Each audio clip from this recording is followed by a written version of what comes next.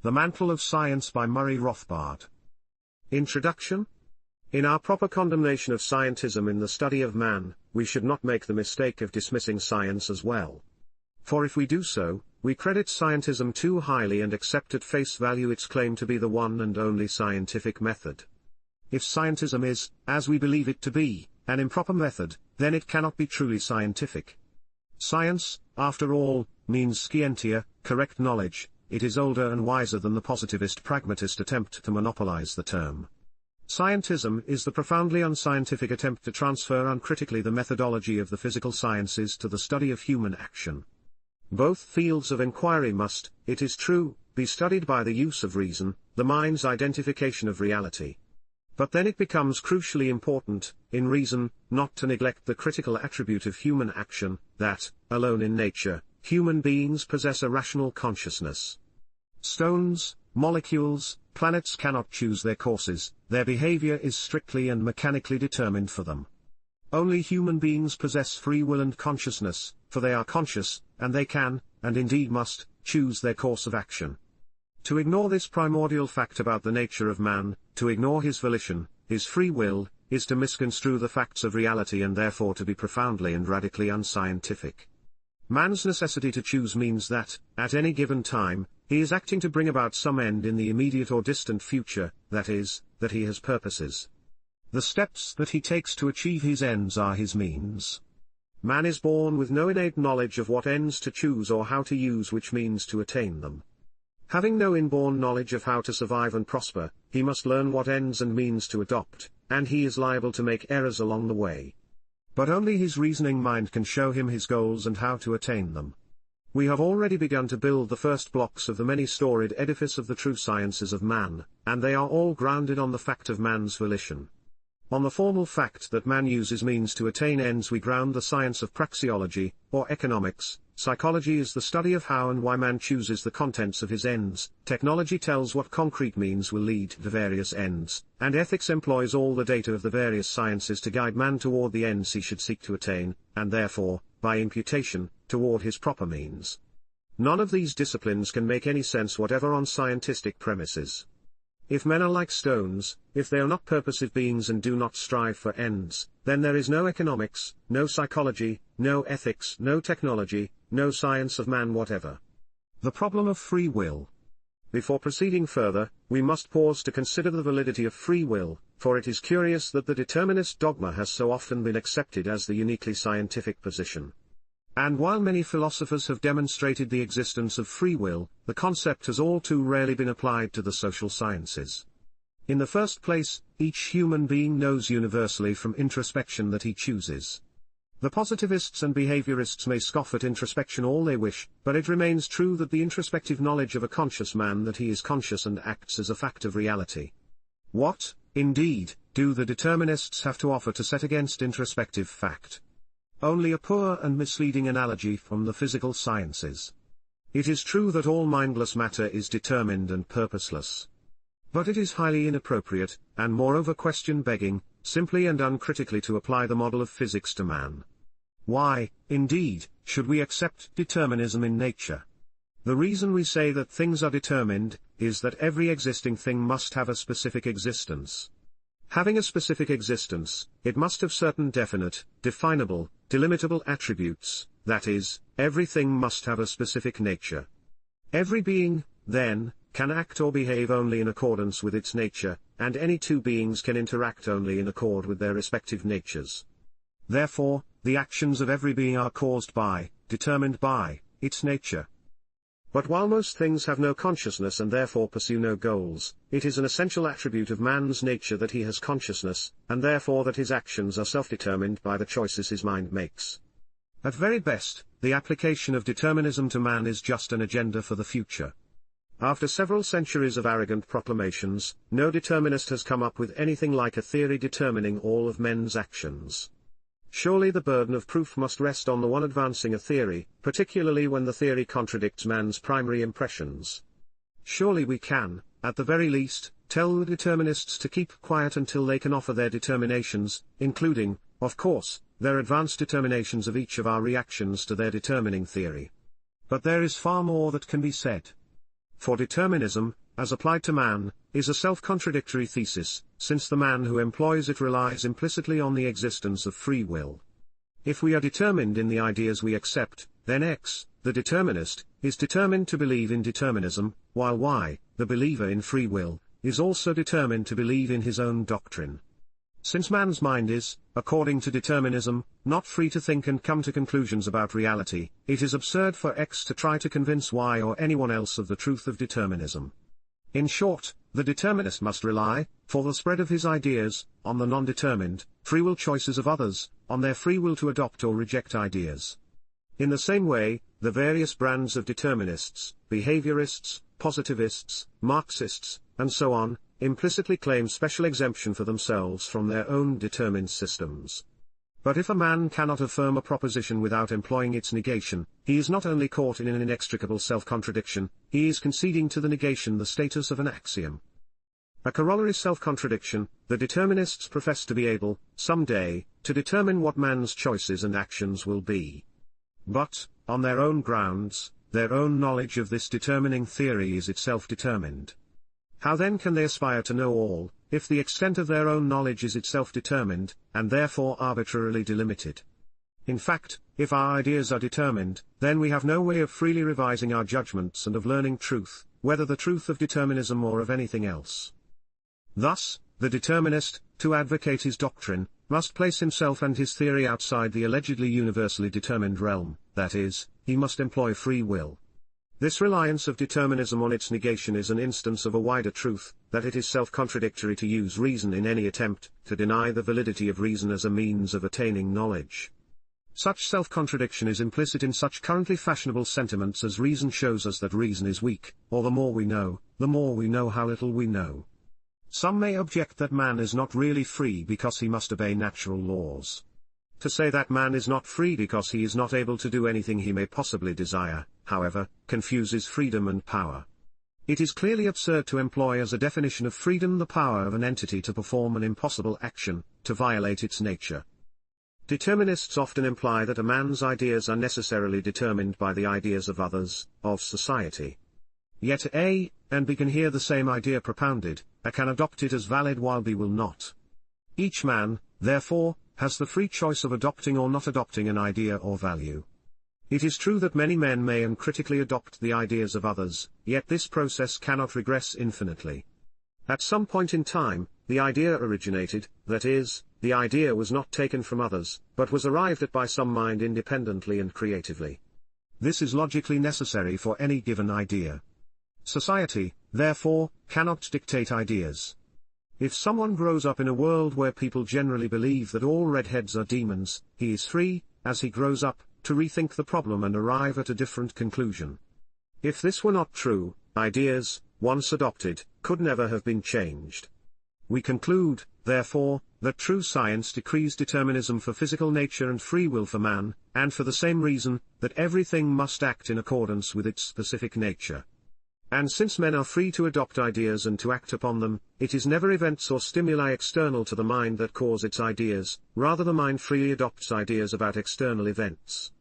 A savage, an infant, and a civilized man will each react in entirely different ways to the sight of the same stimulus, be it a fountain pen, an alarm clock, or a machine gun, for each mind has different ideas about the object's meaning and qualities. Let us therefore never again say that the Great Depression of the 1930s caused men to adopt socialism or interventionism, or that poverty causes people to adopt communism. The Depression existed, and men were moved to think about this striking event, but that they adopted socialism or its equivalent as the way out was not determined by the event. They might just as well have chosen laissez-faire or Buddhism or any other attempted solution. The deciding factor was the idea that people chose to adopt. What led the people to adopt particular ideas? Here the historian may enumerate and weigh various factors, but he must always stop short at the ultimate freedom of the will. Thus, in any given matter, a person may freely decide either to think about a problem independently or to accept uncritically the ideas offered by others. Certainly, the bulk of the people, especially in abstract matters, choose to follow the ideas offered by the intellectuals. At the time of the Great Depression, there was a host of intellectuals offering the nostrum of statism or socialism as a cure for the depression, while very few suggested laissez-faire or absolute monarchy. The realization that ideas, freely adopted, determine social institutions, and not vice versa, illuminates many critical areas of the study of man. Rousseau and his host of modern followers, who hold that man is good, but corrupted by his institutions, must finally wither under the query, and who but men created these institutions? The tendency of many modern intellectuals to worship the primitive, also the childlike, especially the child progressively educated, the natural life of the noble savage of the South Seas, and so on, has perhaps the same roots. We are also told repeatedly that differences between largely isolated tribes and ethnic groups are culturally determined, tribe X being intelligent or peaceful because of its X culture, tribe Y, dull or warlike because of Y culture. If we fully realize that the men of each tribe created its own culture, unless we are to assume its creation by some mystic deus ex machina, we see that this popular explanation is no better than explaining the sleep-inducing properties of opium by its dormitive power. Indeed, it is worse, because it adds the error of social determinism. It will undoubtedly be charged that this discussion of free will and determinism is one-sided and that it leaves out the alleged fact that all of life is multi-causal and interdependent. We must not forget, however, that the very goal of science is simpler explanations of wider phenomena. In this case, we are confronted with the fact that there can logically be only one ultimate sovereign over a man's actions, either his own free will or some cause outside that will. There is no other alternative, there is no middle ground, and therefore the fashionable eclecticism of modern scholarship must in this case yield to the hard realities of the law of the excluded middle. If free will has been vindicated, how can we prove the existence of consciousness itself? The answer is simple: to prove means to make evident something not yet evident. Yet some propositions may be already evident to the self, that is, self-evident. A self-evident axiom, as we have indicated, will be a proposition which cannot be contradicted without employing the axiom itself in the attempt. And the existence of consciousness is not only evident to all of us through direct introspection, but is also a fundamental axiom, for the very act of doubting consciousness must itself be performed by a consciousness. Thus, the behaviorist who spurns consciousness for objective laboratory data must rely on the consciousness of his laboratory associates to report the data to him. The key to scientism is its denial of the existence of individual consciousness and will. This takes two main forms: applying mechanical analogies from the physical sciences to individual men, and applying organismic analogies to such fictional collective wholes as society. The latter course attributes consciousness and will, not to individuals, but to some collective organic whole of which the individual is merely a determined cell. Both methods are aspects of the rejection of individual consciousness. The false mechanical analogies of scientism. The scientistic method in the study of man is almost wholly one of building on analogies from the physical sciences. Some of the common mechanistic analogies follow. Man as servo mechanism, just as Bertrand Russell, one of the leaders of scientism, reverses reality by attributing determinism to men, and free will to physical particles, so it has recently become the fashion to say that modern machines think, while man is merely a complex form of machine, or servo mechanism. What is overlooked here is that machines, no matter how complex, are simply devices made by man to serve man's purposes and goals. Their actions are preset by their creators, and the machines can never act in any other way or suddenly adopt new goals and act upon them. They cannot do so, finally, because the machines are not alive and are therefore certainly not conscious. If men are machines, on the other hand, then the determinists, in addition to meeting the above critique, must answer the question, who created men and for what purpose? A rather embarrassing question for materialists to answer. Social engineering. This term implies that men are no different from stones or other physical objects, and therefore that they should be blueprinted and reshaped in the same way as objects by social engineers. When Rex Tugwell wrote in his famous poem during the flush days of the New Deal, "I have gathered my tools and my charts. My plans are finished and practical. I shall roll up my sleeves, make America over." One wonders whether his admiring readers thought themselves to be among the directing engineers or among the raw material that would be made over. Model building, economics, and recently political science, have been beset by a plague of model building. People do not construct theories anymore, they build models of the society or economy. Yet no one seems to notice the peculiar inaptness of the concept.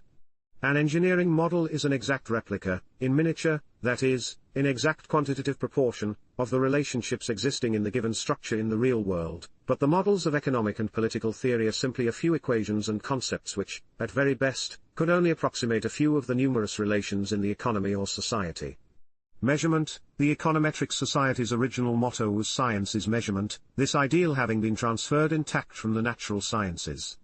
The frantic and vain attempts to measure intensive psychic magnitudes in psychology and in economics would disappear if it were realized that the very concept of measurement implies the necessity for an objective extensive unit to serve as a measure. But the magnitudes in consciousness are necessarily intensive and therefore not capable of measurement.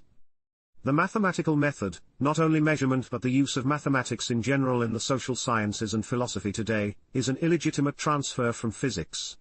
In the first place, a mathematical equation implies the existence of quantities that can be equated, which in turn implies a unit of measurement for these quantities. Second, mathematical relations are functional, that is, variables are interdependent, and identifying the causal variable depends on which is held as given and which is changed. This methodology is appropriate in physics, where entities do not themselves provide the causes for their actions, but instead are determined by discoverable quantitative laws of their nature and the nature of the interacting entities. But in human action, the free will choice of the human consciousness is the cause, and this cause generates certain effects. The mathematical concept of an interdetermining function is therefore inappropriate. Indeed, the very concept of variable used so frequently in econometrics is illegitimate, for physics is able to arrive at laws only by discovering constants. The concept of variable only makes sense if there are some things that are not variable, but constant. Yet in human action, free will precludes any quantitative constants, including constant units of measurement. All attempts to discover such constants, such as the strict quantity theory of money or the Keynesian consumption function, were inherently doomed to failure. Finally, such staples of mathematical economics as calculus are completely inappropriate for human action because they assume infinitely small continuity. While such concepts may legitimately describe the completely determined path of a physical particle, they are seriously misleading in describing the willed action of a human being. Such willed action can occur only in discrete, non-infinitely small steps, steps large enough to be perceivable by a human consciousness. Hence the continuity assumptions of calculus are inappropriate for the study of man. Other metaphors bodily and misleadingly transplanted from physics include equilibrium, elasticity, statics and dynamics, velocity of circulation, and friction. Equilibrium in physics is a state in which an entity remains, but in economics or politics there is never really such an equilibrium state existing, there is but a tendency in that direction. Moreover, the term equilibrium has emotional connotations, and so it was only a brief step to the further mischief of holding up equilibrium as not only possible, but as the ideal by which to gauge all existing institutions. But since man, by his very nature, must keep acting, he cannot be in equilibrium while he lives, and therefore the ideal, being impossible, is also inappropriate. The concept of friction is used in a similar way.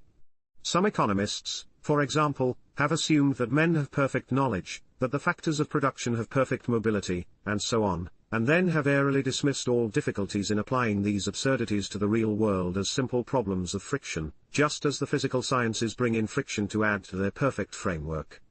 These assumptions in fact make omniscience the standard or ideal, and this cannot exist by the nature of man.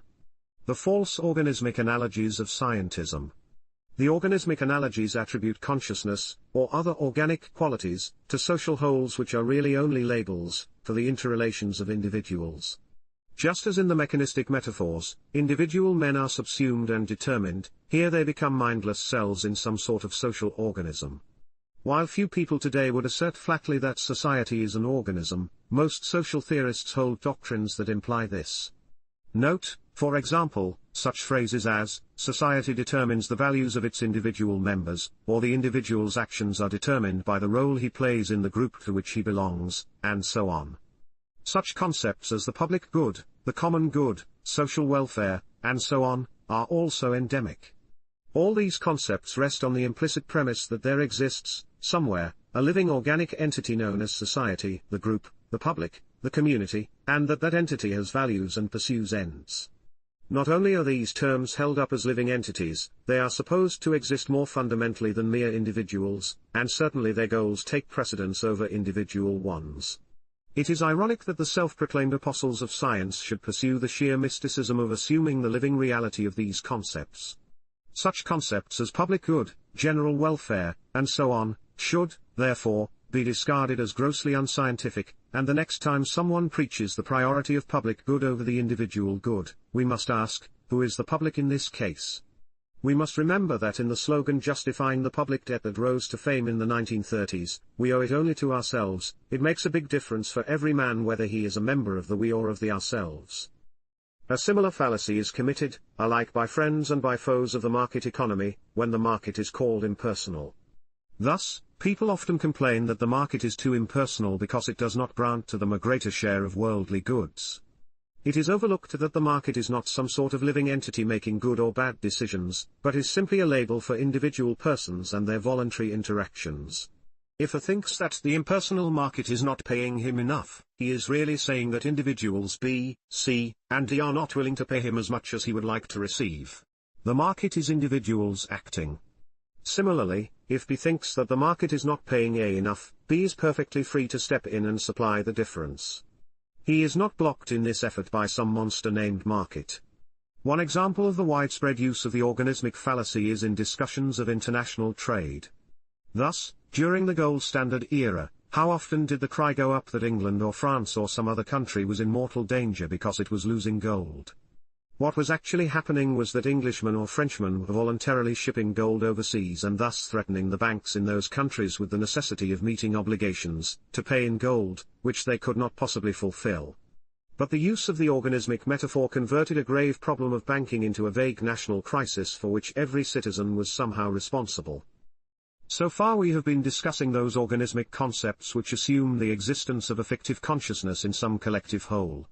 There are also numerous examples of other misleading biological analogies in the study of man. We hear much, for example, of young and old nations, as if an American aged 20 is somehow younger than a Frenchman of the same age.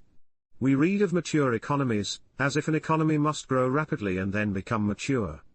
The current fashion of an economics of growth presumes that every economy is somehow destined, like a living organism, to grow in some predetermined manner at a definite rate.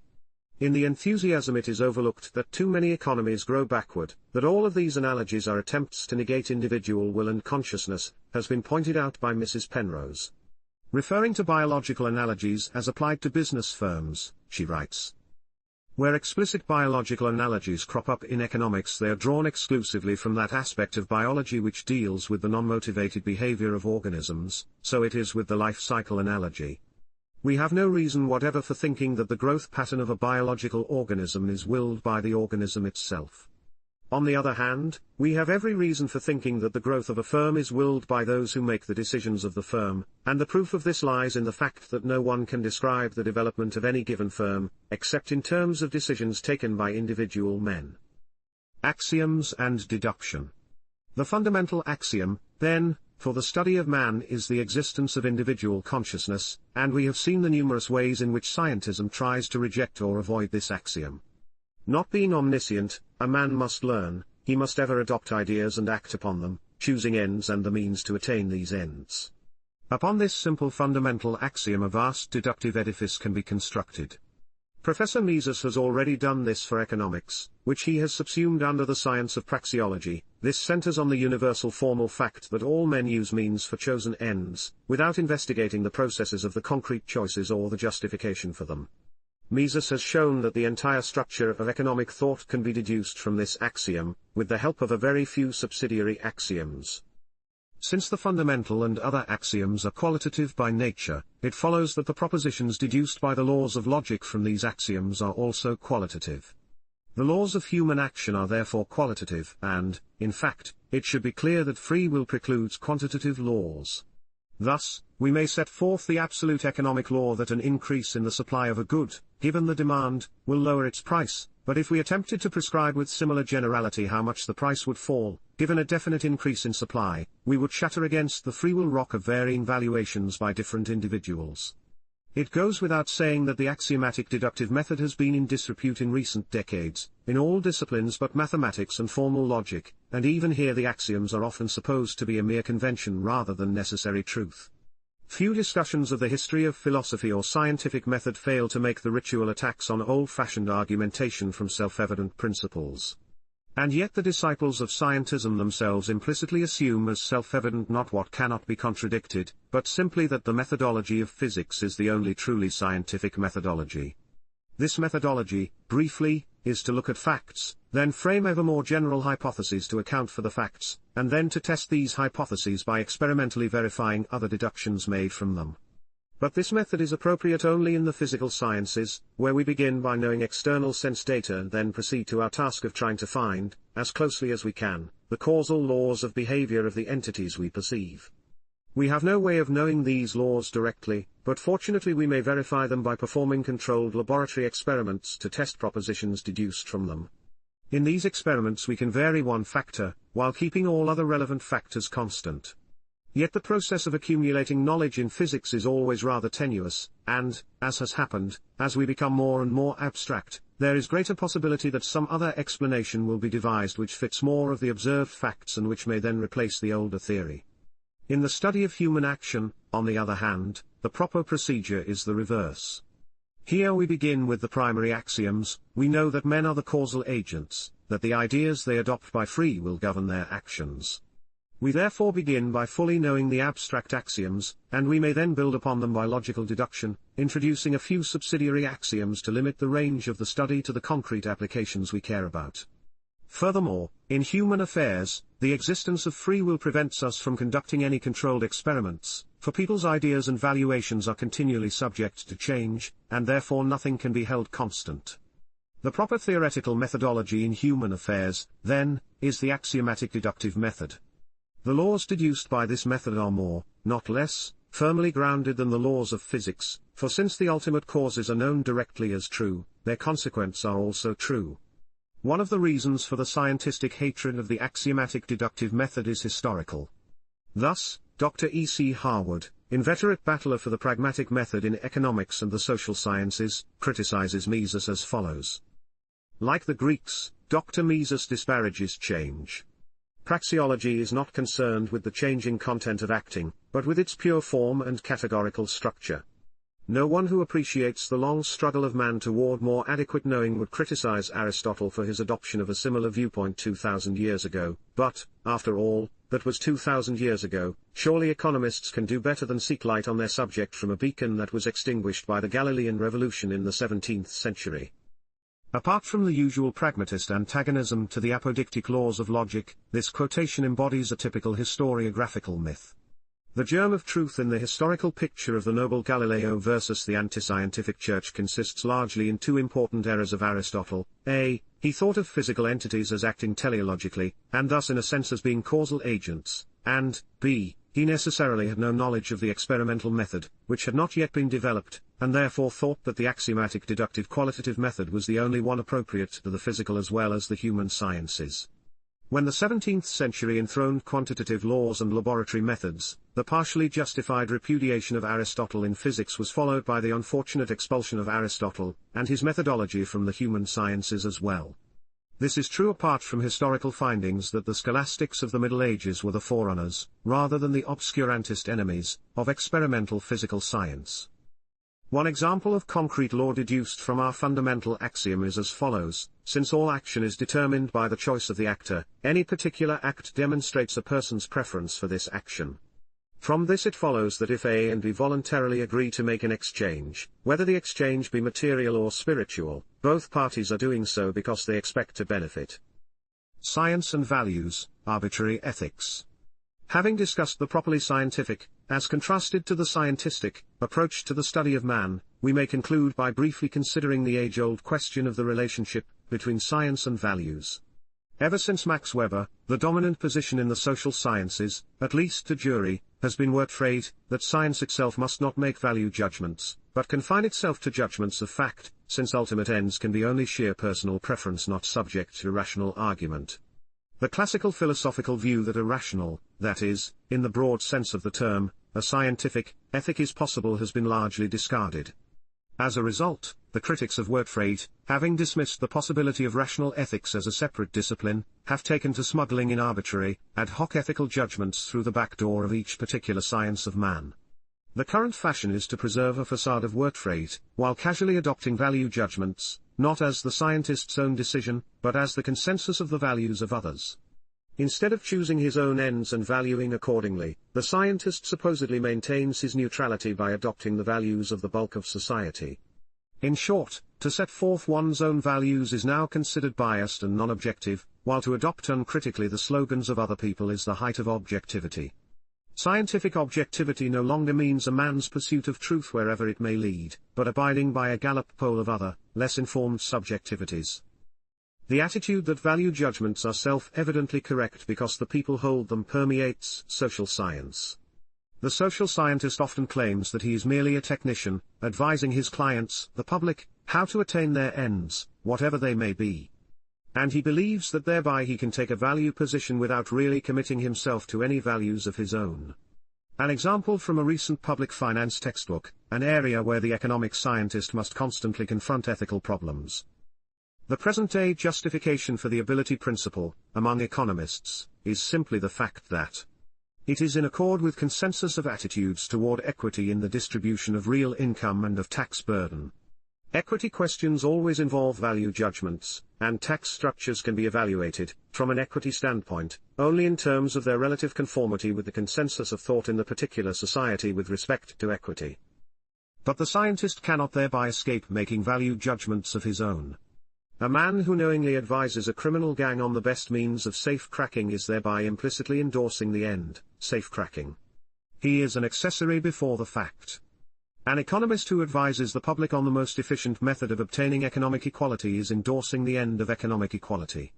The economist who advises the Federal Reserve System how most expeditiously to manage the economy is thereby endorsing the existence of the system, and its aim of stabilization. A political scientist who advises a government bureau on how to reorganize its staff for greater efficiency, or less inefficiency, is thereby endorsing the existence, and the success of that bureau.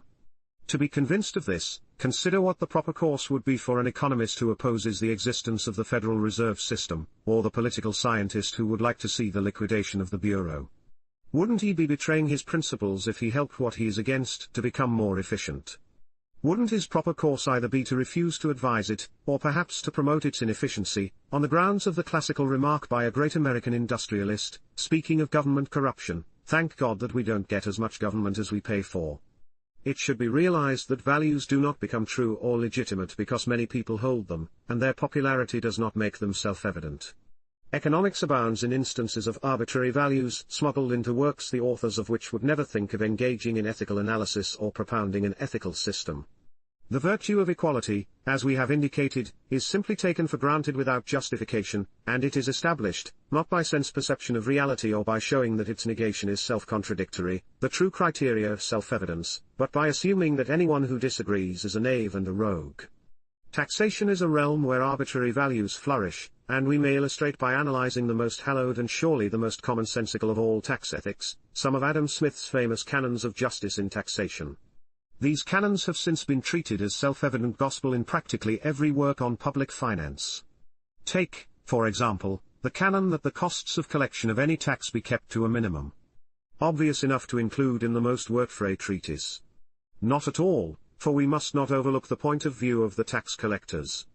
They will favor high administrative costs of taxation, simply because high costs mean greater opportunities for bureaucratic employment. On what possible grounds can we call the bureaucrat wrong or unjust? Certainly no ethical system has been offered. Furthermore, if the tax itself is considered bad on other grounds, then the opponent of the tax may well favor high administrative costs on the ground that there will then be less chance for the tax to do damage by being fully collected. Consider another seemingly obvious Smith canon, namely, that a tax be levied so that payment is convenient. But again, this is by no means self-evident. Opponents of a tax, for example, may want the tax to be made purposely inconvenient so as to induce the people to rebel against the levy. Or another, that a tax be certain and not arbitrary, so that the taxpayers know what they will have to pay. But here again, further analysis raises many problems.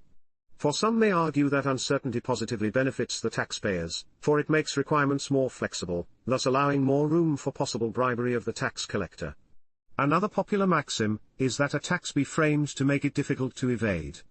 But again, if a tax is considered unjust, evasion might be highly beneficial, economically and morally. The purpose of these strictures has not been to defend high costs of tax collection, inconvenient taxes, bribery, or evasion, but to show that even the tritest bits of ethical judgments in economics are completely illegitimate. And they are illegitimate whether one believes in word freight, or in the possibility of a rational ethic, for such ad hoc ethical judgments violate the canons of either school. They are neither word freight nor are they supported by any systematic analysis. Conclusion: Individualism versus collectivism in the study of man. Surveying the attributes of the proper science of man as against scientism, one finds a shining, clear theory separating one from the other. The true science of man bases itself upon the existence of individual human beings, upon individual life and consciousness.